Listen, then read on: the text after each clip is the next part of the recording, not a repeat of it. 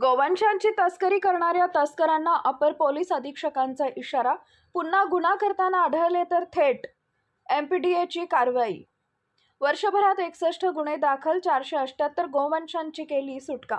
जालना महापालिका निवडणुकीच्या पार्श्वभूमीवर पोलीस ॲक्शन मोडवर असून कायदा व सुव्यवस्थेचं उल्लंघन करणाऱ्या गुन्हेगारांकडून अपर पोलीस अधीक्षक बंधपत्र घेत समज देत आहेत.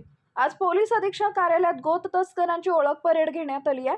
यानंतर ही गोत तस्करी केली तर तडीपार किंवा एमपीडीएनुसार कारवाई केली जाणार असल्याचा इशारा अपर पोलीस अधीक्षक आयुष नोपानी यांनी दिला आहे. जालन्यात मोठ्या प्रमाणात गोत तस्करी होत असून या तस्करीच्या वादातून धार्मिक तेढ निर्माण होण्याची शक्यता नाकारता येणार नाही. म्हणून पोलिसांकडून गोत तस्करांकडून बंधपत्र लिहून घेतलं जात आहे. दरम्यान गेल्या वर्षभरात 61 गोत तस्करांविरोधात गुन्हे दाखल करून 478 गोवंशांची सुटका केली आहे. तर गोत तस्कर आणि विक्रेते असे मिळून 200 पेक्षा अधिक गुन्हेगारांकडून बंधपत्र घेण्यात आले आहेत.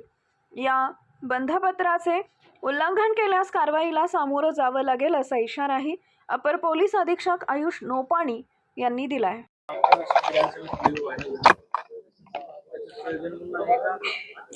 आता इलेक्शन अनुषंगाने आणि इतर गुन्हेवर वचक ठेवण्यासाठी आपण सतत इलिगल ऍक्टिव्हिटीजवर कारवाई सुरू आहे.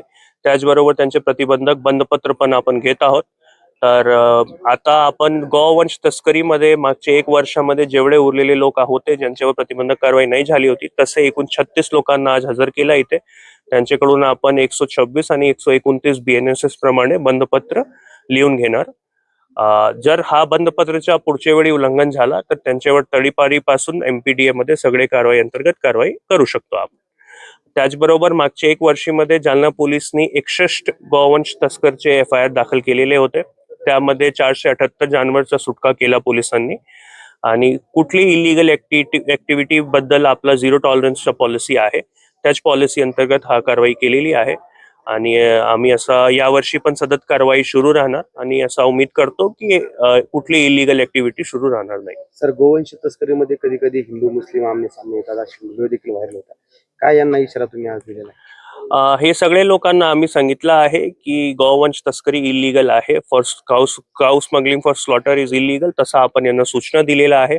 जे व्हिडिओ व्हायरल झाला होता तो व्यक्ती सुद्धा 3 महिने जेलमध्ये होता. आता त्याच्यावर पुढची कारवाई पण आमची सुरू आहे आणि हा असा प्रकारचे गुन्हे आहे ज्याच्यातून बरेच वेळी हिंदू मुस्लिम आमने सामने येत आहे. तर प्रत्येक पार्टीला आपण समजून सांगतो की हा इलिगल आहे आणि त्याच्यावर कारवाई करणे पोलिसांचं काम आहे आणि पोलीस सतत तशी कारवाई करते. आतापर्यंत किती प्रतिबंधात्मक कारवाई झाल्या? 36 आणि याच्या पूर्वी याच्या काही कारवाई झाल्या? हो, याच्या पूर्वी पण या वर्षी जवळपास 250 गोवंश तस्करीमध्ये गुन्हेगार होते, त्यांच्यावर प्रतिबंधक कारवाई झालेली आहे. हा 36 लोक उरलेले होते त्यांच्यावर राहिलेले होते ते आपण आता आजचे प्रिव्हेंटिव्ह कॅम्प मध्ये करून घेतलेलं आहे. ओके.